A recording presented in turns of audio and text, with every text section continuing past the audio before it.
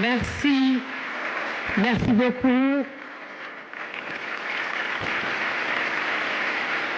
Et nous allons à présent inviter son Excellence, M. Bassirou Diomaye Diakhar Faye, à prononcer son discours officiel qui lance le référentiel, sa mise en œuvre. Merci donc de rester attentif au discours de son Excellence. Monsieur le Premier ministre, Mesdames, Messieurs les ministres et secrétaires d'État, Excellences, Mesdames, Messieurs les ambassadeurs et représentants du corps diplomatique, Mesdames, Messieurs les partenaires techniques et financiers, honorables élus territoriaux, notabilités religieuses et coutumières, Mesdames, Messieurs les représentants du secteur privé, de la société civile, des organisations d'agriculteurs, d'éleveurs, de pêcheurs, d'artisans, Mesdames, Messieurs les représentants des femmes et des jeunes, honorables représentants des forces vives de la nation, honorables invités en vos rangs et titres, mes chers compatriotes.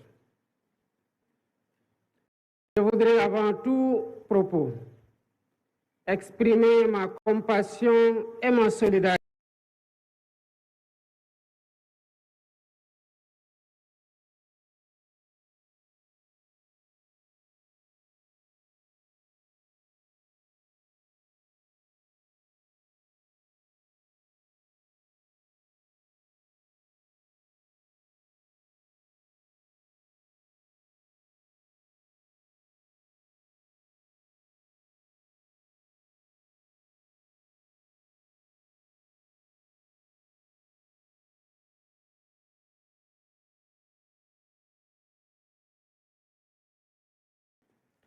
Ce choix sans précédent a consacré une volonté collective de rompre de haute lutte avec des pratiques d'un autre temps. Il a également consacré un projet politique inédit qui trouve sa source dans les valeurs séculaires de notre nation, bâties sur l'honneur et la dignité.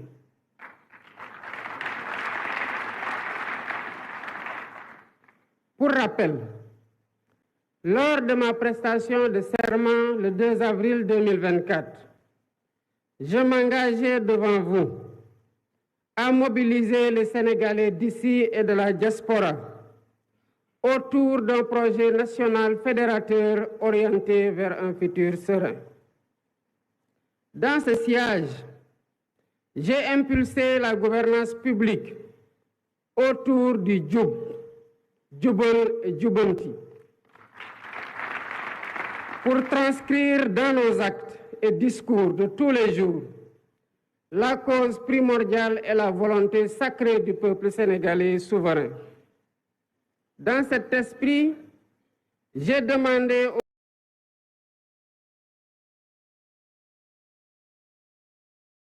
Premier ministre, dès le premier Conseil des ministres, la finalisation d'un nouveau référentiel de la politique économique et sociale, ce qui s'est fait dans les 6 mois, malgré, il faut le souligner, le contexte très chargé lié à la gestion problématique de la continuité des pouvoirs publics après l'alternance.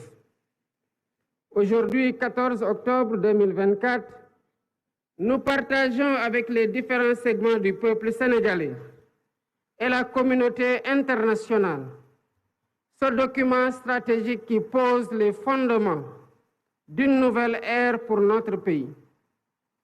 La vision Sénégal 2050, agenda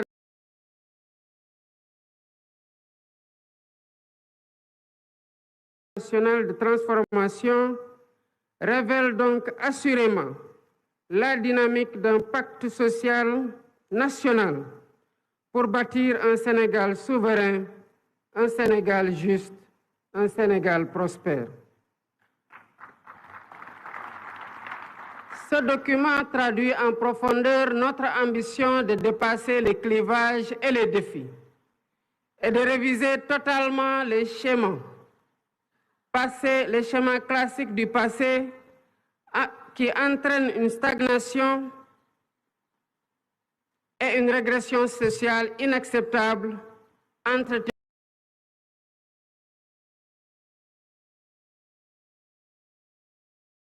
par une gouvernance de confort vigoureusement indexée et fortement rejetée par les populations. Les populations déterminées à changer inéluctablement leur sort. Avec le référentiel présenté et déployé, nous devons consolider durablement une nation solidaire, une nation résiliente et résolument ancrée dans la modernité, le progrès et le bien-être de chaque Sénégalaise et de chaque Sénégalais. Au demeurant, nous prenons date à partir d'un héritage lourd, marqué par une situation économique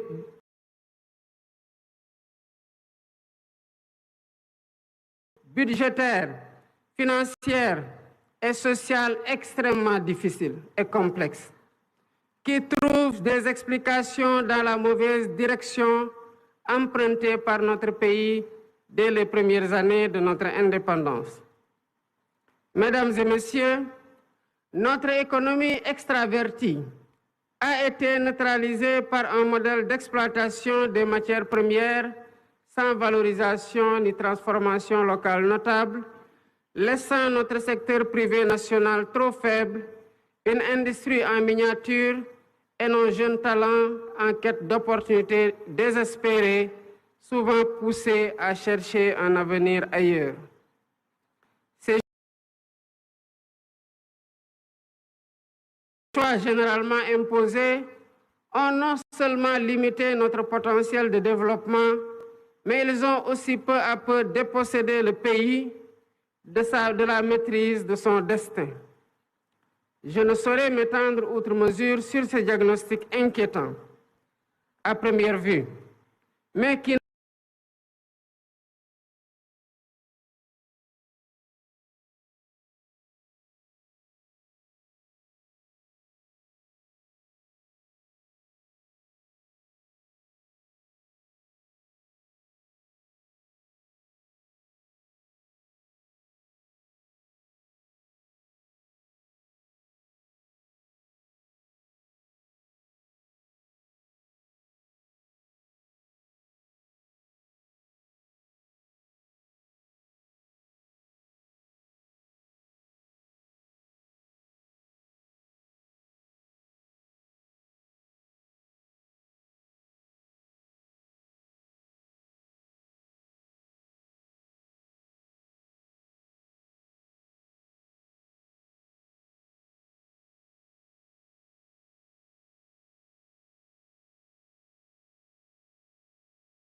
mettre notre Sénégal sur une trajectoire d'exigence, d'espérance, de performance et de progrès.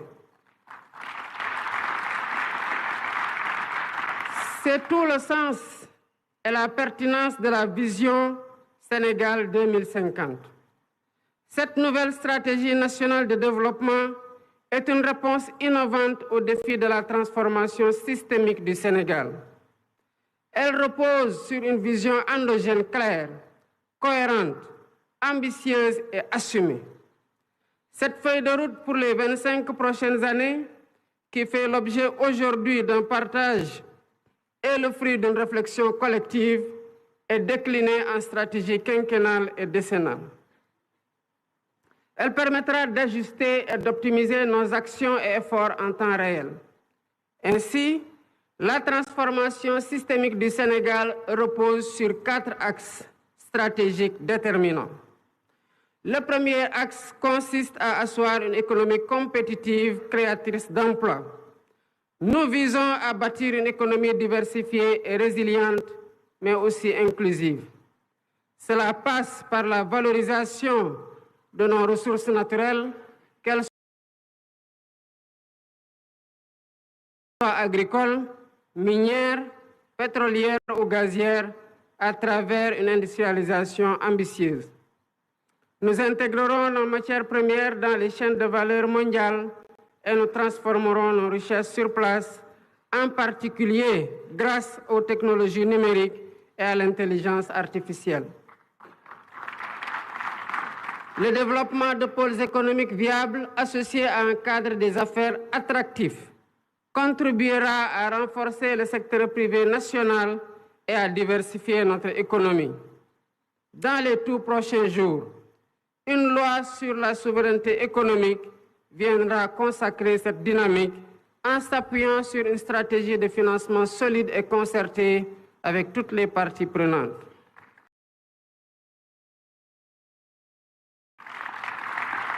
Le deuxième axe est celui de la durabilité et de l'aménagement du territoire. Notre développement ne sera viable que s'il respecte et préserve notre environnement. Nous avons le devoir de protéger notre biodiversité et de promouvoir l'économie circulaire pour que le Sénégal devienne un modèle en matière de gestion durable de ses ressources. En parallèle, l'aménagement équilibré de notre territoire sera assuré grâce à 6 grands corridors de développement qui désenclaveront les zones rurales et relieront les pôles de croissance. Nous veillerons à offrir à tous un accès équitable aux infrastructures essentielles, en particulier dans les régions les plus reculées. L'expansion des énergies renouvelables telles que le solaire et l'éolien jouera un rôle central dans la transition énergétique du Sénégal afin que nous puissions léguer aux générations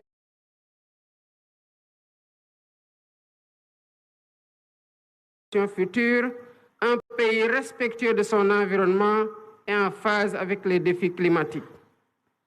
Le troisième axe porte sur le renforcement du capital humain et sur l'équité sociale.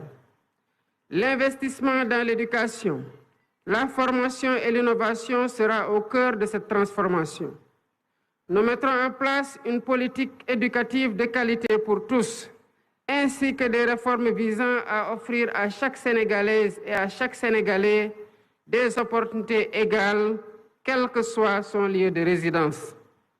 La réforme foncière permettra une répartition des terres, tandis que le système de santé sera modernisé pour garantir à tous un accès équitable à des soins de qualité, en particulier dans les zones rurales. En outre, un système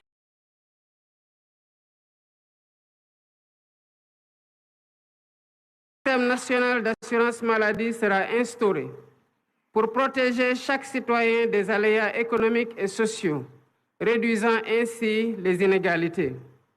Le Sénégal de 2050 sera porté par une jeunesse compétente, dynamique et préparée pour répondre aux défis du monde moderne. Ce capital humain de qualité sera l'un des piliers de notre compétitivité économique. Le quatrième axe concerne la bonne gouvernance et l'engagement africain. La refonte de nos institutions est indispensable pour servir au mieux les aspirations de notre peuple. Nous combattrons durement la corruption et nous réformerons l'administration pour en faire un levier puissant au service du développement. Ce processus de gouvernance renforcée garantira une gestion rigoureuse de nos ressources, assurant que chaque action entreprise contribue à l'atteinte de nos objectifs collectifs. Notre engagement panafricain sera également réaffirmé avec un renforcement de la coopération avec nos pays frères. Convaincus que l'avenir de notre continent repose sur l'intégration régionale et la solidarité,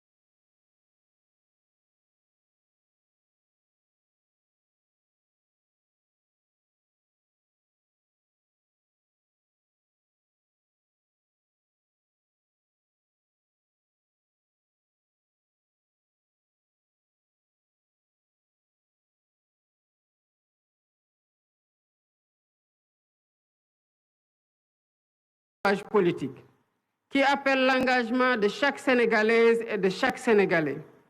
D'où mon attachement particulier à son appropriation, à son enrichissement et à sa vulgarisation par une communication adaptée auprès de toutes les forces vives de la nation. L'agenda 2050 s'adresse autant aux Sénégalais d'aujourd'hui qu'aux générations futures. C'est une vision pour un Sénégal qui n'aspire pas seulement à participer au monde de demain, mais à y jouer un rôle majeur, à être un acteur de premier plan dans la sous-région et un modèle de développement pour l'Afrique.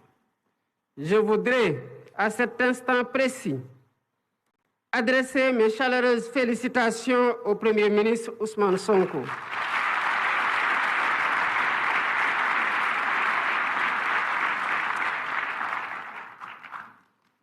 Il a mené de main de maître avec l'ensemble du gouvernement, les services de l'État et les experts nationaux du public et du privé associés ce travail de conception exceptionnel d'une rare pertinence qui démontre la qualité du capital humain national. Mes chers compatriotes, notre volonté ne pourra être complète que si nous avons les moyens de notre autonomie économique, monétaire, énergétique, alimentaire, mais aussi sociale et culturelle. Le chemin que nous empruntons est exigeant, mais il est le seul à même de garantir notre succès durable. Les citoyens doivent être exigeants envers les gouvernants, mais chaque citoyen doit aussi être exigeant avec soi-même dans son apport personnel dans l'œuvre de construction nationale. C'est ainsi qu'ensemble, comme un seul peuple, poursuivant le même but et animés de la même foi en notre progrès, nous construirons un Sénégal plus fort, un Sénégal plus juste, un Sénégal plus prospère. Vive le Sénégal souverain. Je vous remercie de votre aimable attention.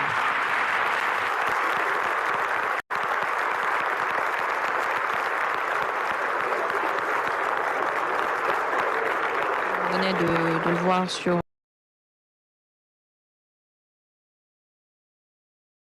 ces images, le chef de l'État Bassirou Diomaye Diakhar Faye qui vient de prononcer son discours à l'occasion justement du lancement du référentiel Sénégal 2050. Beaucoup de points ont été soulevés, notamment sur le contenu de ce document qui, on le rappelle,